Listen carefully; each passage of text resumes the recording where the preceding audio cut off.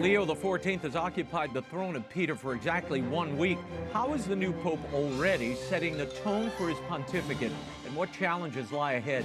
The papal posse, Father Gerald Murray and Robert Royal, are here. Foreign policy expert Dr. Walid Phares discusses President Trump's recent trip to the Middle East, and producer and Emmy Award-winning actress Patricia Heaton talks about her latest project, Unexpected, the world over. Begins right now.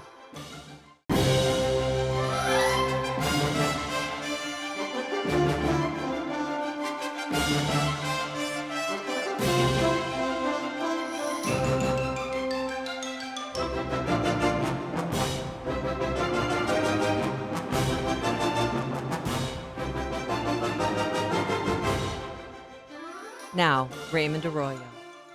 A warm welcome to all of you joining us in the United States and the world over. An important show for you tonight. If you'd like to comment, send me an X post. I'm at Raymond Arroyo, and always at Arroyo Grande Show on YouTube. The pontificate of Pope Leo XIV is well underway.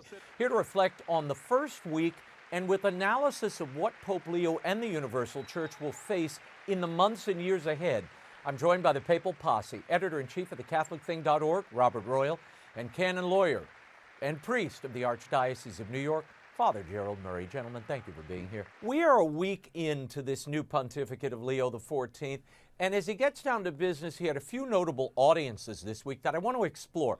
Cardinal Sean O'Malley, the former Archbishop of Boston, longtime member of Pope Francis's so-called C9, that council of cardinals who advised him, and the president of the Pontifical Commission for the Protection of Children and Minors, met with the new pope. And so I want to start there. Bob, give me your thoughts on why do you think he met with Cardinal O'Malley right off the bat? Do you think this had to do with the governance of the Vatican or the protection of children and minors, which has been a challenge under Pope Francis? Yeah, I mean, we're all kind of groping around to figure out what these first initial things that he's doing signify. And you would have to think that because of the prominence of Cardinal O'Malley in protecting victims of abuse, and we know that he even stood up a couple of times, particularly in Chile, for example, to Pope Francis because he thought that he wasn't handling the things well. This is one of the two major issues that is going to be facing the Pope, along with many, many other issues, of course, and it's the abuse crisis and the ongoing crisis of the finances. So it's not surprising that he met with a fellow American, too. Yeah, and one who has a good lay of the land in Rome. Father, how significant was the other big audience of the week, really right off the bat, with the Moderator General of Opus Dei, Monsignor Fernando de Ocariz? In 2022, Pope Francis issued a motu proprio that sought to modify the structures and governance of Opus Dei, it being a personal prelature. Where does that stand at this moment, and how might Opus Dei be handled differently under Pope Leo? I think it's significant that the prelate of Opus Dei, so-called either prelate or moderator, was granted an audience. My guess is that the Opus Dei prelate asked for the audience and it was given. He was accompanied by his vicar, Monsignor Fazio. So it's important because Opus Dei has been under, we could say, examination in view of many changes that Pope Francis began with Code of Canon Law. He changed the nature of personal prelatures, which is what Opus Dei is. The Opus Dei used to be under the Congregation for Bishops. Now it's under the Dicastery for Clergy. And Opus Dei has been updating its statutes. In fact, the process has been going on for more than a year. And according to press reports, Opus Dei's proposals have been turned down up to this point by the Vatican.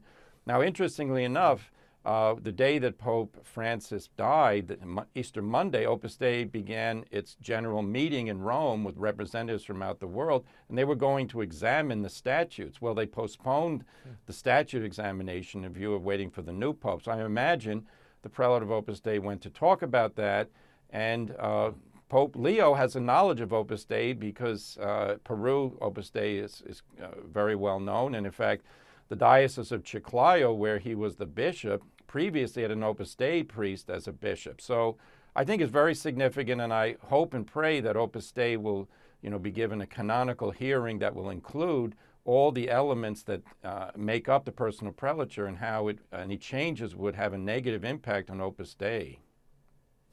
Also this week, Pope Leo addressed the Oriental churches, the Eastern rites of the Catholic Church, for the Jubilee of Eastern churches. And he quite beautifully celebrated the Eastern tradition. This is what he said, and I want to explore this. He said, the Church needs you. The contribution that the Christian East can offer us today is immense. We have great need to recover the sense of mystery that remains alive in your liturgies that engage the human person in his or her entirety, that sing of the beauty of salvation and evoke a sense of wonder at how God's majesty embraces our human frailty. It is vital, then, that you preserve your traditions without attenuating them for the sake, perhaps, of practicality or convenience, lest they be corrupted by the mentality of consumerism and utilitarianism. Father, your thoughts on Pope Leo's celebration of the beauty and mystery of the Eastern Rite liturgies, and what might that indicate about the treatment of the traditional Latin Mass, especially in the wake of Pope Francis's Traditionis Custodes, which suppressed the old rite? No, I praise Pope Leo for what he said. The Eastern liturgy is beautiful. It's going back, to the beginnings of Christianity in the East, the liturgy of St. John Chrysostom being one of the primary liturgies, and it was written by a saint, and it's preserved in its beauty up till this time.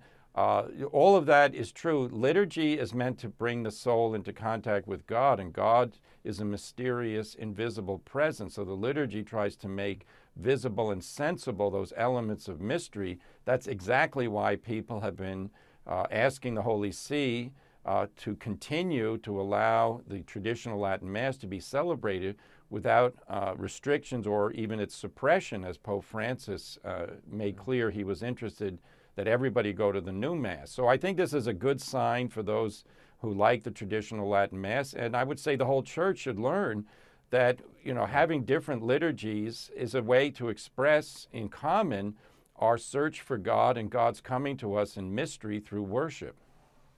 Bob, I want you to comment on that, and then I'm going to add this. I mean, that bit about attenuating, don't attenuate your traditions. I mean, that to me would indicate that he has a reverence for these traditions and the supernatural power of the traditional Mass. Yeah, I mean, that certainly seems to even have emerged in the way that he's been conducting himself during his own celebration of liturgies. Look, I wrote a column just this week that my most emotional moment in Rome the past couple of weeks is when I went to in Italian, a Byzantine Rite Catholic Mass at Santa Maria in Trastevere. I mean, it was just utterly otherworldly. And as wonderful as the emotion was in St. Peter's when the Pope was elected, this was really something. I mean, this really touched me very deeply as well. And I noticed in the conversation, in the discourse that he offered to the representatives of the Eastern Church, that he used an Augustinian phrase. There's a famous phrase of Augustine where he talks about beauty, ever ancient, ever new.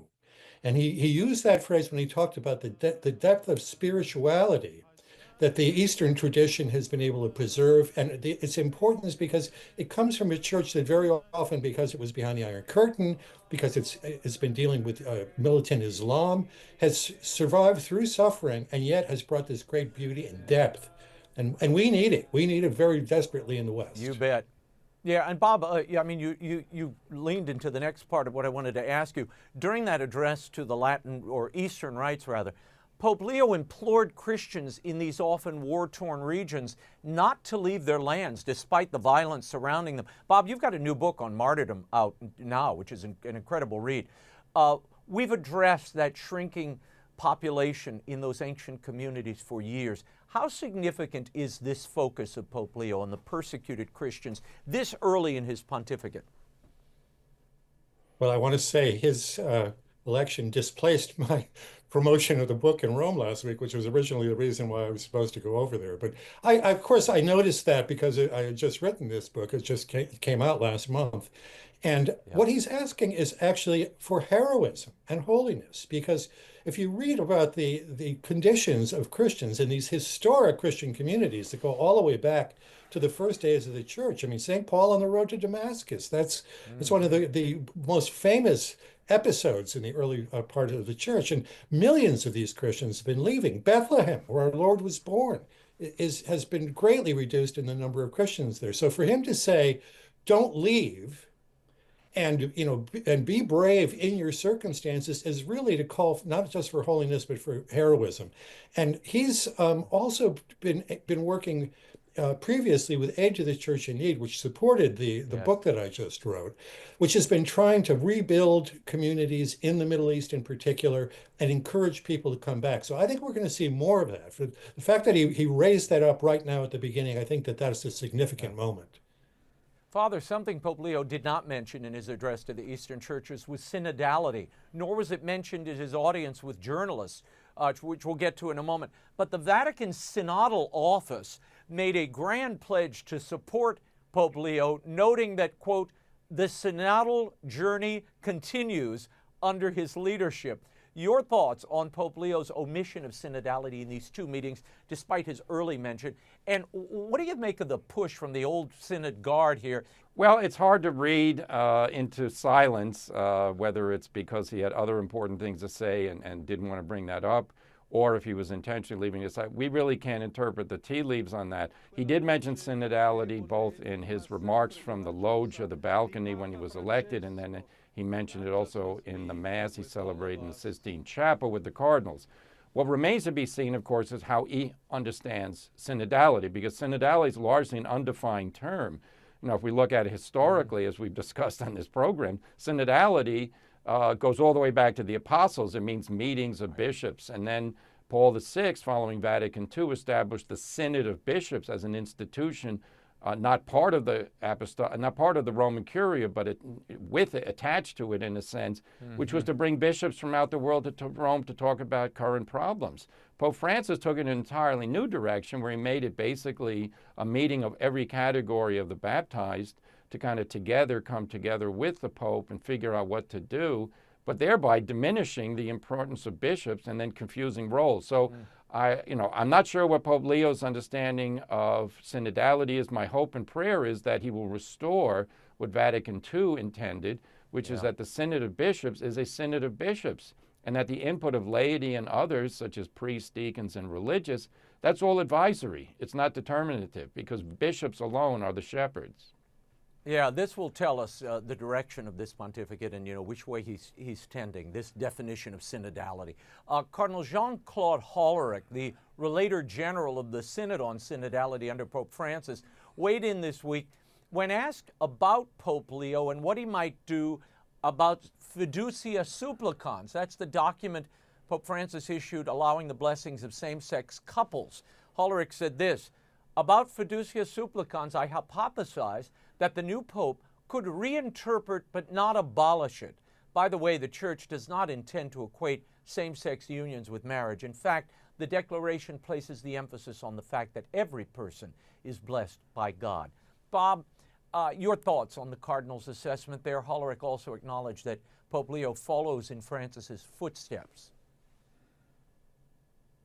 Yeah, I think that's an expression of a pious wish on the part of the Cardinal, because everything we know about Leo is that he's been strongly opposed to what he calls gender, recognizing genders that don't exist, and the soft way in which same-sex couples are somehow, it's not, they're not equated, but it's kind of implied that they're on the same glide path, so to speak, as heterosexual couples. So I'd be very surprised, actually, if he doesn't take a much more robust step about Fiducia supplicans. Whether he will repudiate that document outright, which I think he ought to do, by the way, it's hard to say. But one of the things where I think all of us are noting about him right away is he really speaks in clear terms. But, we're not any longer in this game of ambiguity and saying yes, but not entirely yes, and no, but not entirely no.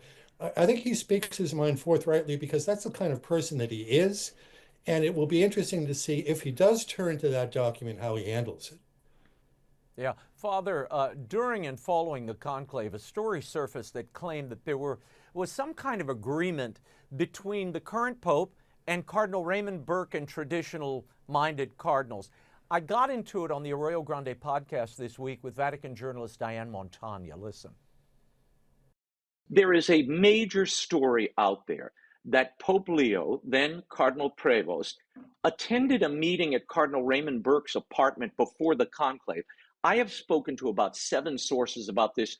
3 of them confirmed to me, both very close, all 3 of them very close to both sources here, parties here, who tell me that meeting never happened. One said it was an out-and-out fabrication. Yes. Your take on this? No, it never happened. I have it on the best of sources that meeting never happened. There were a lot of cardinals speaking before the conclave, and the mere fact that cardinals were having meetings should not be something that bothers us, whether it's the progressives, the center, the right. That's the normal thing to do. What would we expect the cardinals to do when they haven't met for so long, except come together and meet and talk? That's perfectly natural. But this rumor going around the Cardinal Prevost had gone to Cardinal Burke's apartment and that they had spoken, it's completely false. If you want to fully understand the conclave and the movements that led to the election of Pope Leo, visit Arroyo Grande Show on YouTube. This episode on Pope Leo's path to the papacy is worth watching. You should subscribe anyway. Our posse episodes are also on fire. Go to RaymondArroyo.com for the links. Father, why do you think stories like this were so ubiquitous? I mean, were they created to kind of calm traditionalist fears? What was this? Well, I think this is part of the journalistic frenzy during the conclave. Since they, don't have any microphones in the Sistine Chapel, everybody's got to try to identify, well, what do the tea leaves tell us about what happened before they went in? So making assertions about who saw who, promises. Both Pope Leo and Cardinal Burke are canon lawyers, and they know that it's forbidden to make promises for provision of jobs and the like, before voting for someone to be Pope. Now, it's quite clear that the cardinals have an interest in knowing what each of them thinks, so asking questions at the general congregations or at other settings is fine. But, yeah, the idea that he was seen going into the building where Cardinal Burke lives, this has been debunked, and we shouldn't imply any sinister motives to Cardinal Burke or to Pope Leo because they're both honest men and they're, going to do what they think is right. Father, that canon lawyer point is an important one as well. Pope Leo also took aim at what he called polarizing language when meeting with the world's journalists. He said, in today's media culture, we need a calmer tone in communication. Here's what he said: let us disarm words and we will help to disarm the world.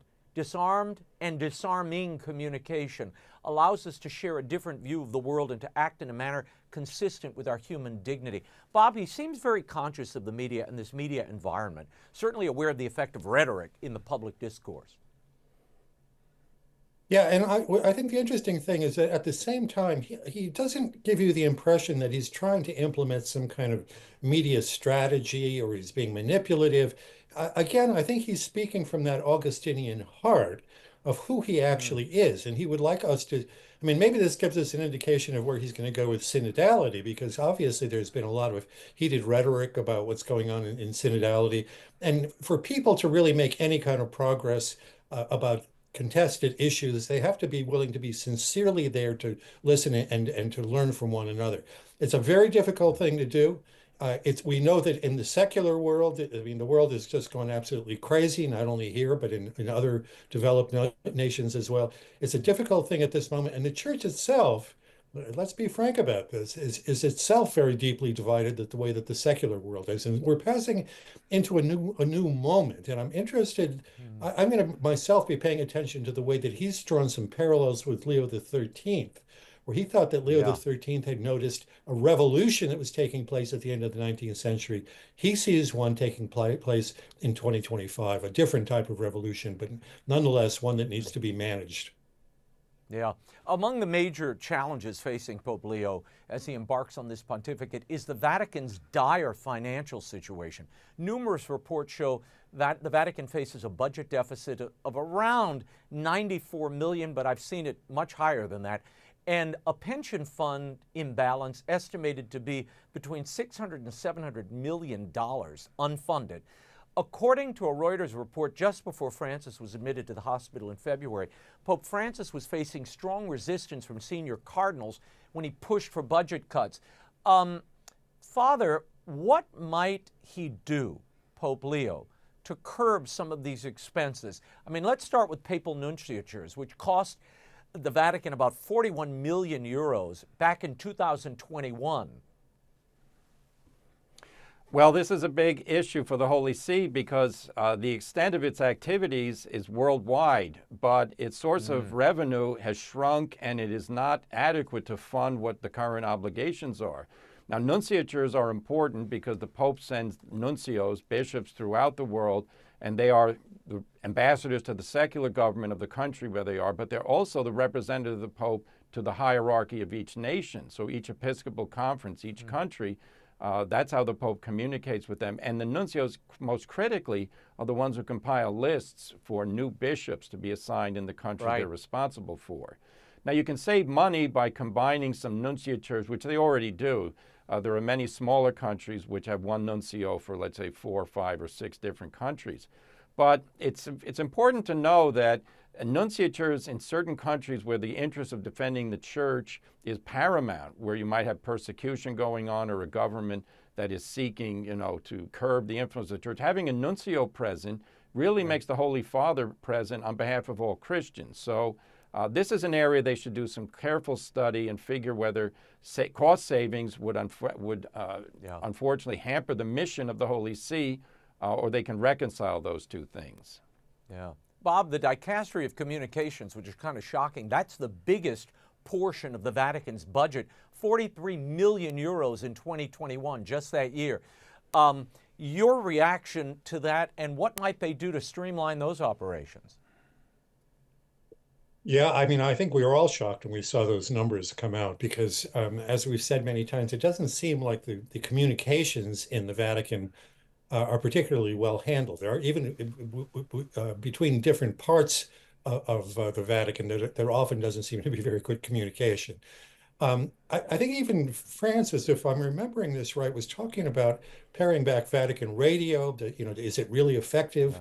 I mean, I'd be sorry to see it go. I remember as a kid, I think, listening to Vatican radio in Latin and thinking how wonderful it was that, this language that hardly anybody knows is being broadcast to the world. But there too, when you have deficits like this and you have obligations like they're looking at, you may not want to go into Doge mode inside the Catholic Church, but there are only 2 ways to solve this. And one is to raise more money, which no doubt Leo is going to be doing, and he probably will be leaning on us in the United States more than in the past. And you have to cut costs. And this has to be serious. Pope Francis started out with some serious attempts to reform the finances in the Vatican. He put in structures. He brought in Cardinal Pell, for example. But then things didn't seem to go anywhere. And as often happens in the Vatican, it just kind of fell apart. People were fired. People were thrown out of offices. That's an unfinished business that needs to be taken up, and soon. Yeah. He started a committee, I know, Pope Francis, I think it was last year, a sort of donation committee. But that's usually the last refuge, when things get really dire, the fundraisers start coming in. When I think, at least in terms of the church, if you're giving people the truth and you're doing it in a winsome, exciting way, that money naturally comes in. You don't have to push it. Mother Angelica just said, keep us between your gas and electric bill. That was her fundraising apparatus. It worked. Gents, I want to talk about the atmosphere in Rome at the dawn of this new pontificate. Archbishop Georg Ganswein, who was Pope Benedict and Pope Francis's former personal secretary, told Corriere della Sera that Pope Leo, quote, has started well. Now a new phase begins. I sense a certain widespread relief. The season of arbitrariness is over. We can begin to count on a papacy capable of guaranteeing stability and relying on existing structures without overturning or disrupting them, end quote. Father, How has the tone in Rome and in the Vatican changed? What are you hearing? No, I think Bishop Genschwein makes a very good point, and you've got to recall that he was a victim of what I consider to be an arbitrary decision on Pope Francis's part. Pope Francis removed him as head of the prefect of the papal household, which is his prerogative, but then he forbid him to live in Rome. He didn't give him an assignment, but ordered him to vacate his apartment in Rome and go back to Regensburg, his diocese. I believe that was diocese. When he went back to the diocese, he had no assignment there.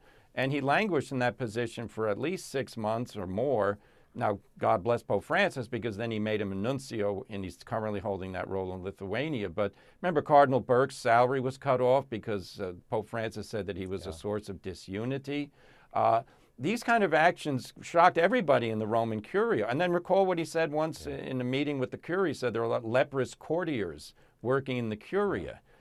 Which is really a slam word kind of usage. And, you say to yourself, well, if they're leprous courtiers, remove them, don't keep people like that around. But he didn't do that. So it was sort of like, being nasty to the people who work for him, but then leaving him in place. I think that's all going to end right now, has ended, because from all appearances and from his, previous media appearances, this is a very reasonable, soft-spoken, listening man. In fact, that's one thing I'd like to highlight. Everybody I'm reading says that Pope Leo, when he was the bishop and missionary, listened to people. That's the place to start if you want to restore social harmony in the Holy See. Yeah. Bob, in Germany, Bishop Franz Joseph Overbeck is saying the rise of Leo could dampen hopes of reform in Germany. Your reaction to that? Well, it all depends on what you mean by reform, doesn't it? If he means that it's likely to dampen hopes of a radical separation from the universality of the rest of the Catholic Church, yeah, there may be some threats to that.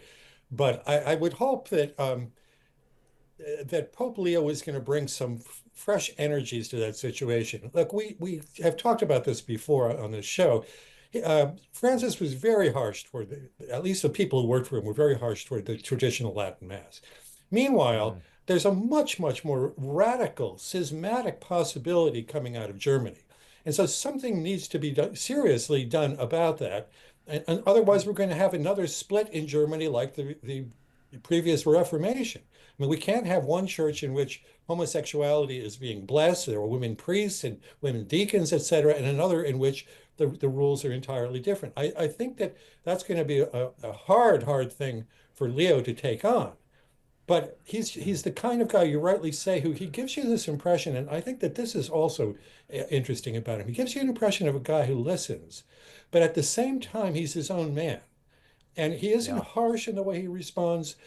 He seems to have charmed a lot of the bishops he came in contact with when he was the head of the dicastery for bishops. And that may have had some effect on why it was that he was elected.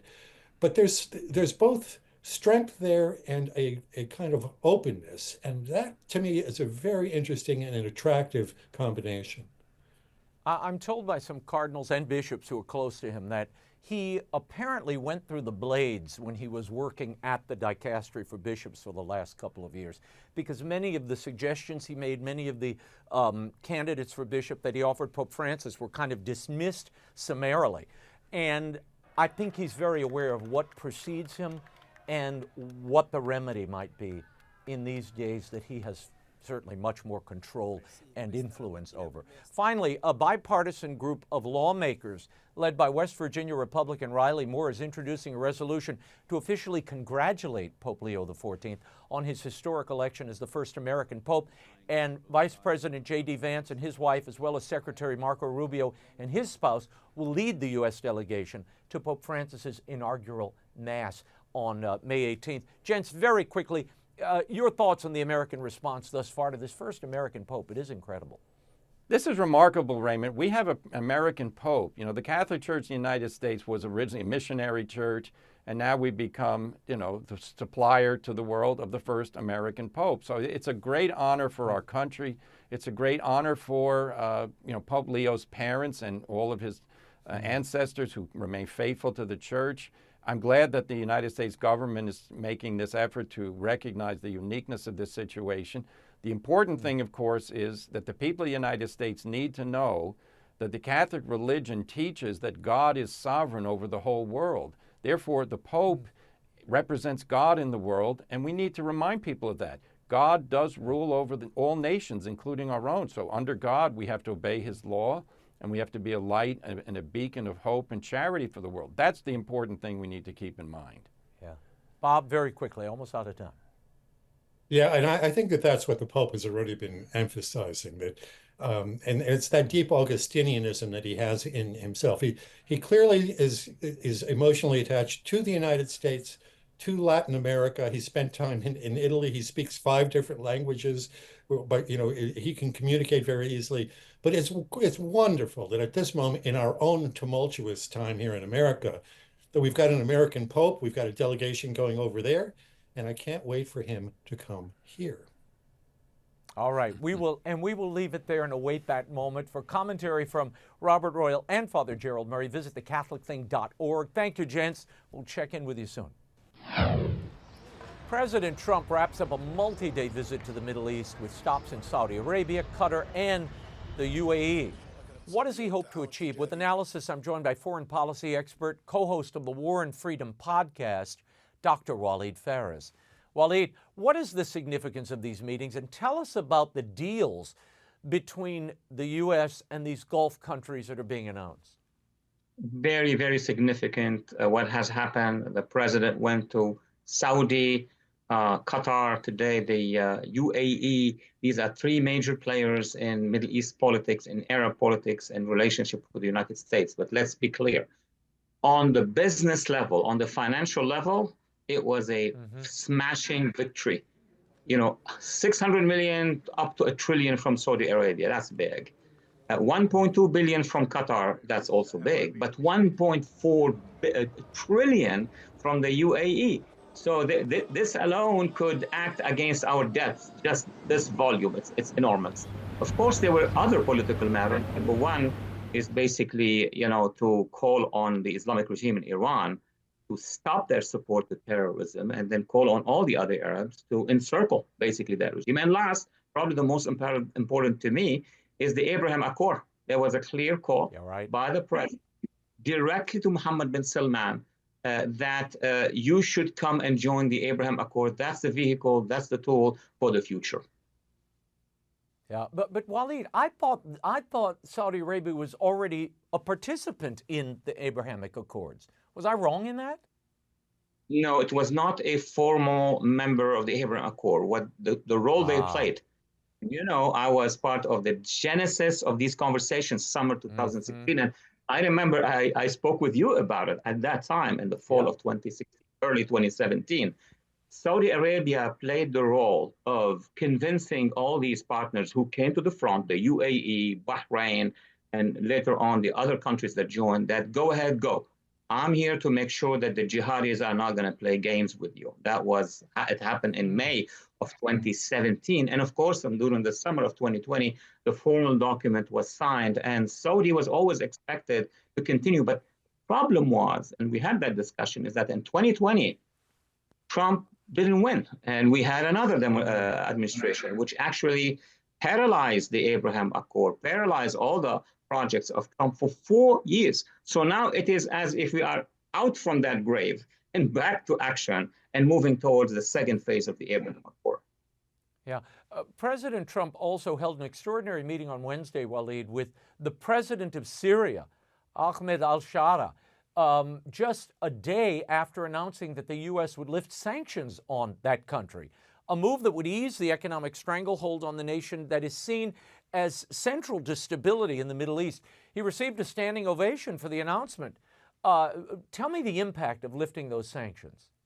I'm going to tell you 2 stories. The formal story, which is basically Trump is going there, and in coordination with his Arab partners, we're talking about $3 trillion. And of course, his ally, the main ally, Mohammed bin Salman, the next one, Mohammed bin Zayed, and they asked him, they said, look, we need to stabilize Syria. For them, it's very important. Otherwise, Turkey will go in. Otherwise, the jihadists will go in. So he accepted to do 2 things, a photo with the leader of that government, and second, a commitment. He asked him, you want to recognize Israel? He asked him, you want to come to the Abraham Accord? That's the Julani.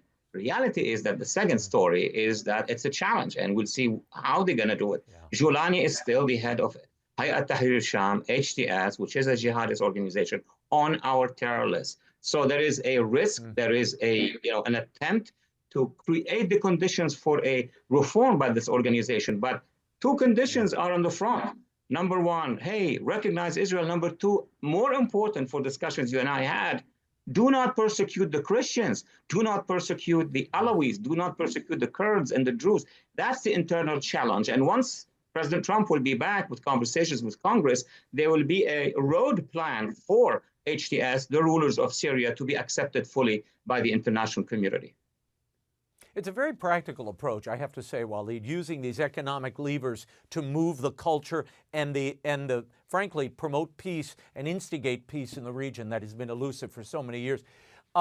President Trump also indicated that his administration might accept this gift of a Boeing 747 worth an estimated $400 million as a gift from Qatar. He calls it a great gesture. Lawmakers on both sides have raised questions about this, Walid, about the ethics of taking this gift. Aren't there security concerns to be considered here? Not to mention the ethical questions about, I mean, you're talking about replacing Air Force One or the current Air Force One. Look, in view of the other dangers that are surrounding us, of the threats of jihadism right and left, yes, I understand those who say accepting a gift, regardless of that gift, if it's 100,000 or if it's hundreds of millions of dollars from Qatar, is a problem because Qatar is at the same time a supporter of Hamas, of many jihadi organizations. But in view of the bigger dangers that we have, in view of the fact that this is transparent, I mean, this is a plane that will go to DOD, which will look at it. I don't like the symbolism of it because it's coming from Qatar, but by itself, it's the least of our problems worldwide. And then if it's accepted, if it's checked thoroughly on the security level, I would be worried about other things that Qatar is doing than, gifting that plane to the U.S. government. Yeah, well, the government can have it, turn it into a, they can do humanitarian missions during crises and things. Yeah. I don't like the idea of the president running around on it, and certainly not, when you have an entire cabinet officials and given the sensitive communications on Air Force One, I just don't like that. On Wednesday, Israeli airstrikes hit northern and southern Gaza, killing at least 70 people, Walid, including 24 children, according to local hospitals and health officials. Now, this was a day after Israeli Prime Minister Benjamin Netanyahu said there was no way he was going to halt Israel's offensive in the Palestinian territory before Hamas is defeated. Walid, is an end to this conflict even possible anytime soon? Well, first of all, Raymond, it's taken too long. As a historian, I remember I was a kid at the time in 1967. The Israeli army took Gaza in 3 days. Now it's almost 3 years. And the reason is that the previous administration, the Biden administration, for 2.5 years, has been delaying Israeli action and calling for ceasefire and calling for negotiations with Hamas. I mean, the Israelis can move, but every time they move, then they have this call for ceasefire. They have to stop. It's more costly because every time they're going to try to move again, Hamas has changed positions. I hate to see children, women, elderly, just people, normal people in Gaza being killed during that action, because I have also been seeing, and I don't know if I reported this to you, that there are thousands of Gazans demonstrating against Hamas. It's online, it's on YouTube.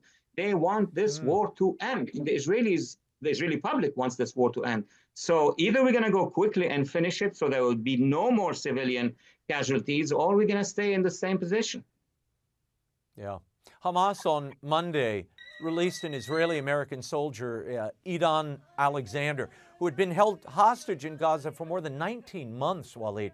He's the last American hostage to be released. What do we know about the remaining hostages, and what of the remains of hostages that must be returned at this point? I remember on the second week after October 7th on your show, I just projected that the reason for why they took all these hundreds and hundreds of hostages is to buy time, is to stretch the time. They did it in 2.5 years.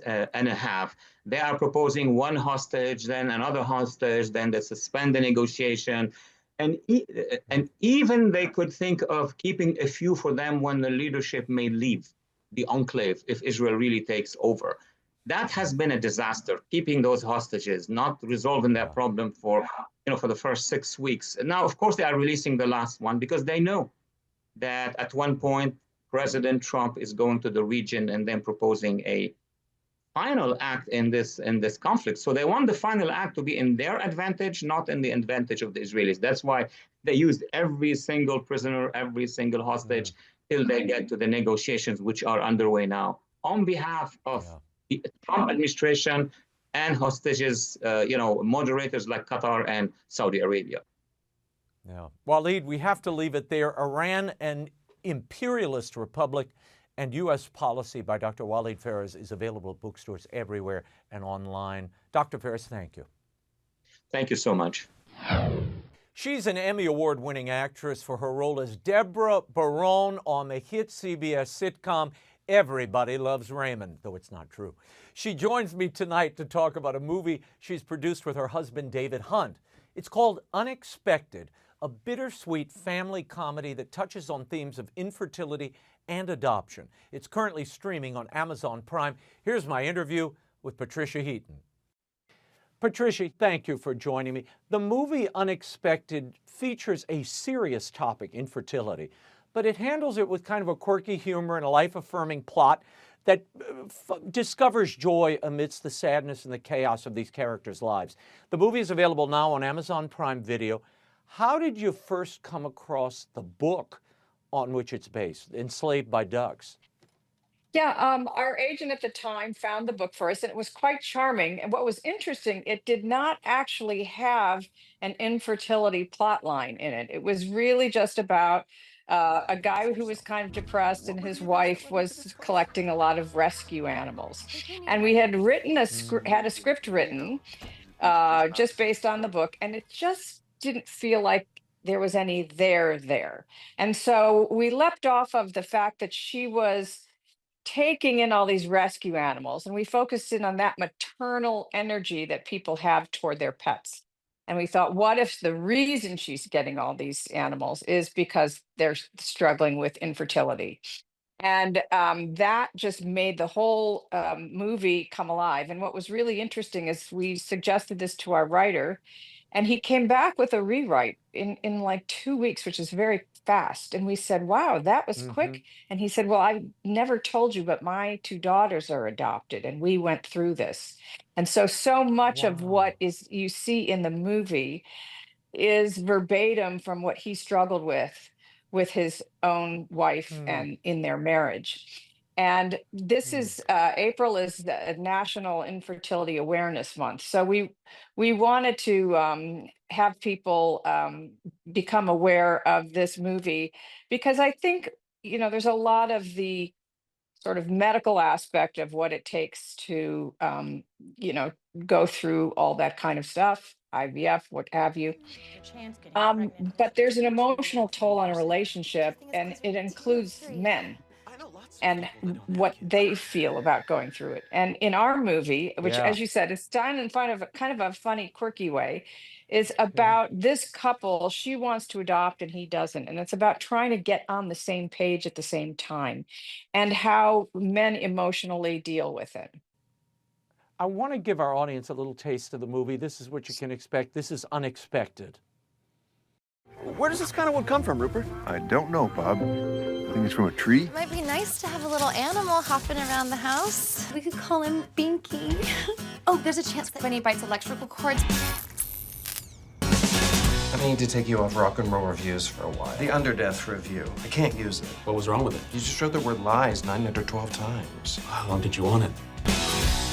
Are you fully crazy or just mildly zonked? I've heard good things about Zoloft. Well, the lowest dose is 25 milligrams. We could start off with 50. You're the doctor. Let's start you off with 100 milligrams. I'm no longer fit to be with civilized people. Welcome to my life. There is a plan for us, and we don't see it yet. You're a psycho. Running as fast as we can in the wrong direction. Patty, you and your husband, you co-produced this, but your husband David directed it. And tell me about the reaction that men had when they watched this film. Well, even as we were filming it, one of the male crew members came up and he said, I've never seen a movie where they explored the male emotional side of this topic. And in general, what men go through emotionally in relationships. He goes, it's really nice to see a movie that really features both the husband and the wife in this situation. And we've had a couple screenings, Raymond, that were really moving. We did one in Chicago, and when we went up for the Q&A, there was silence, and we thought, oh, I don't think anybody liked the movie. And then person after person got up and said, thank you for telling our story. And one gentleman said, I didn't even know why I was coming here. My wife has dragged me to it. I didn't know what the movie was about, but this was our story. And then he started weeping, and he couldn't get through his comment. So it's been a really meaningful response. And we're so happy that so many people felt seen. That's what a lot of people said. We went through this and you captured it, and thank you for putting our story on the screen. Patty, people don't realize infertility affects over 10 million women in America. That's 12% of the U.S. population, women between 15 and 49, according to the CDC. And yet it remains this subject that few people talk about. How might Unexpected start a conversation about this?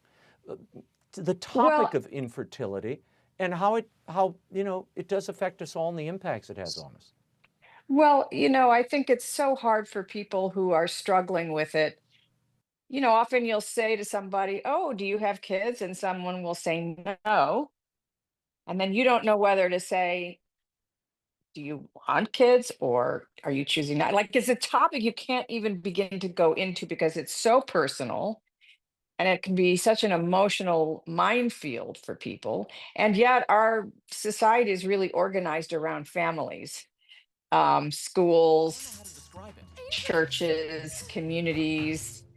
It's all about your kids, for 20 years of your life. So if you're not able to have them, where do you go as a family, as a couple? Where are you going to get the support, and how can you feel a part of a community that's family centric, that's child centric, when you don't have any? So it's definitely a tough one. We love the approach of trying to find, not like we find humor in the situation, we find humor in the relationships. All good comedy comes from pain. You see that in Everybody Loves Raymond. You see it in The Middle. And so I feel like what happens when people laugh physically, they oxygenate themselves, their body relaxes and opens up, and then you can receive the sort of deeper message and the moving stuff and the difficult stuff in the movie, because you've kind of relaxed and opened yourself up to it. So I always feel that if you can have that humor in something, it makes it more powerful. Patty, I could not agree with you more, but I had not considered the physical. I always say, try to inject a little humor. You want to make people laugh a bit because they relax and they'll hear you. But I hadn't considered the physical attributes of humor, which is a great insight. You oxygenate, and you're sharing something with all the people around you. What do you make of Trump's plan to incentivize childbirth? You saw where he's giving away, essentially trying to build in tax credits for those who have children. A good idea? Yeah, I mean, I know that for many people, when it comes to things like IVF or whatever, there's theological differences, especially as Catholics, about that. But generally speaking, I think it's the right thing to incentivize people to have families, to make it more affordable, to make adoption easier, because we are in a crisis of low birth rates all over the world. So it's very important, whether you want to think on a global scale, on a national scale, or just personally. It challenges you as a human being to be a parent, and it deepens you, and it connects you more to the community, because you're bringing kids into a world and you're going to be leaving them in this world. And so it connects you to the world in a way that you hadn't connected before. And I think, it matters. I mean, it matters. And, selfishly as an actor, having children, whether you have them conceive them naturally, whether you adopt, whichever way your children come to you, it unlocks a chamber of your heart that can only be unlocked by children. And as an actor, it so refocused everything about me. My work became much deeper, but much more efficient because I did not have time outside of rehearsal to worry about it. So I had to get the work done when I was at work because I had to pay attention to my family when I got home. So it did many wonderful things for me. And we have these 4 beautiful sons and their joy. And I hardly remember any of it because I was doing Raymond and the middle and having 4 kids all at the same time. So it's all a blur. No, it is a blur. it's a blur. And the days are, yeah, but the days are long, but the years are really short. I mean, that's, Exactly. yeah, and that's a weird phenomena we go through. You think this will never end. I'm just bouncing around. I can't keep up. And then all of a sudden they go away, Patty. And it's like, all you want to do is break down in tears because like your life is empty in some ways. Or, you have to readjust your life. You said in 2020, being a mother is indescribable joy, worry, delight, frustration, but ultimately the greatest satisfaction and deepest human love of your life. What encouragement would you give to couples who are unsure about having children? I meet a lot of young couples, Patty, who say, oh, we're going to wait till we're 35, or we're going to wait till we're after my career is set, or after I get out of graduate school. What would you tell them? Well, you're never prepared for it. There's no way to prepare for a child. It just upends your life completely. So whether you've got through grad school or you didn't, whatever situation you're in, you are going to be completely upended. So there's no perfect time to do it. I think doing it earlier is better if you found your spouse early on in life. Women are just naturally on a biological clock. There's nothing you can do about that. So early is better if that's possible. Because especially if you don't know whether you're going to be able to conceive, if you wait until you're 35 and then you find out, oh, this isn't going to be as easy as we hoped, there's a lot of pressure there. And so, look, Dave and I didn't even meet until I was 29 or 30 to 30. I mean, I don't think we didn't have my first one until I was 35. So I'm the example of someone who waited, but fortunately, once we decided, the kids came pretty quickly. So that was just the grace of God. But if we had started earlier, we would have probably had 5 or 6 kids because as hard as it was, they're so interesting. You're like, you're different. And you're different from the last one. What would another one be like? That's a shocker, Patty, that you think, oh, I have this figured out. And then the second one comes and it's like, what is this person? And then the third, and it's another, swivel moment. But and those are from the same parents, it's astounding. You and your husband, David, often work together on projects. How do you balance family life and career? I know, you can't, the problem is you can't escape the workplace. He literally comes home with you. Yes. We're both actors, we're both opinionated, we both have big egos. So we have had to kind of work at how to work together and what the hierarchy is and who's in charge in this particular and on this particular project or on that particular show. And it's a constant thing where we have to keep figuring it out. And we've been married for 4 years, something like that. And we're kind of the Bickersons. Like it's 2 actors. It's like shouldn't be working at all. Like and we shouldn't be together for 34 years, but here we are.